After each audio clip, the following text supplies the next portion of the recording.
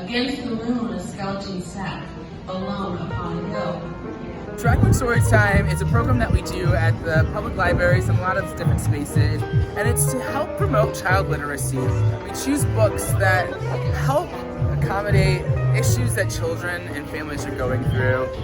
They could be literal or they could be figurative. I personally choose books that are about monsters and weird things in life, and to kind of promote people to look at things in a different perspective. Drag queens come and do something different than what they usually do with a different crowd. So we'll have them come and they'll read stories and perform for the kids, and kids are always super excited to see the drag queens and think they're princesses, and I love seeing their faces, just like they're so shocked to see someone so beautiful come up on stage and perform, and so excited. So it's called Drag Queen Storytime, but a new lawsuit aims to stop it. A proposed bill in Missouri would throw librarians in jail for a year if they allow drag queen story time. The bill is sponsored by a Republican, of course. LGBTQ advocates are planning a massive protest at the Missouri State House on March 7th, with a large drag performer contingent expected. Drag Queen Storytime, I think it's important because it's an experience. I think that it's magical that children can see these like drag queens or sisters or, you know, glittery beings that they would not normally encounter. It is not as nefarious as everyone wants to let on. That's the part that just blows my mind. It has to be one of the most wholesome things I've ever seen. Drag Queen Storytimes, it's just a safe space for children to be children and just be expressive, be creative, be themselves. There's no need for censorship. We really do not need to be censoring public libraries. We really do not need to be punishing librarians or people for providing children, or anyone for that matter, with information. I'm really excited to head off to Jeff City today to protest against this legislation and just be out there and be proud and show people who we are and that we're nothing to be scared of. As we are showing not only children but the community from a very young age that there are people from all walks of life, and we should absolutely accept and love absolutely everybody and not have any judgment. And that comes, I feel that judgment comes from a lot of ignorance, and I feel like this Drag Queen Storytime is the perfect example to get rid of that ignorance.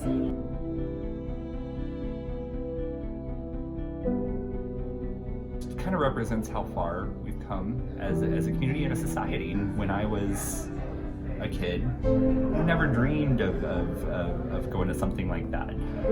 So it's just a good representation of how far we've come as a society and the work that still needs to happen in terms of everybody being equal and accepted. It means representation for queer kids and the ability to see people who represent their community where 10, 20 years ago we didn't have that.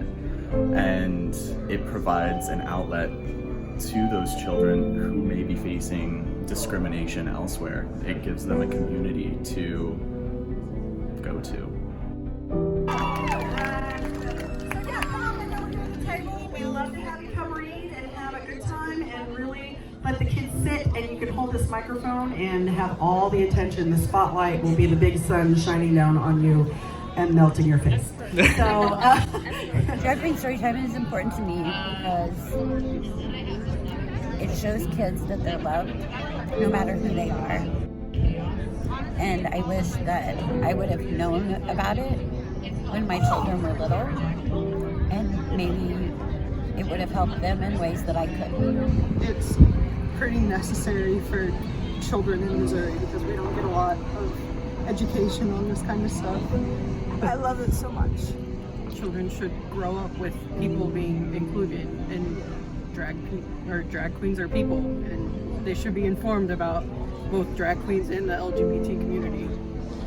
Right now in Missouri, there are many bills that are holding the queer community back. You know, we have bills that are limiting trans athletes in schools.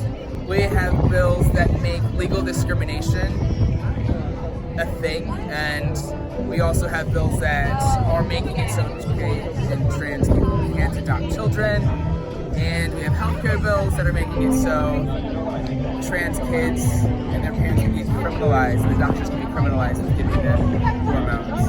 And that plus the legislation for the drag queen story time, it just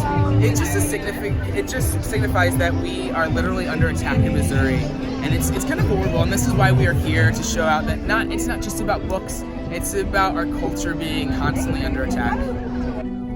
It's creating this council that would be able to judge what happens in a library, and that is censorship, and that is abhorrent. I think it's asinine. I think it's completely shows the ignorance that goes on. They just have no idea what they're doing. Who are you?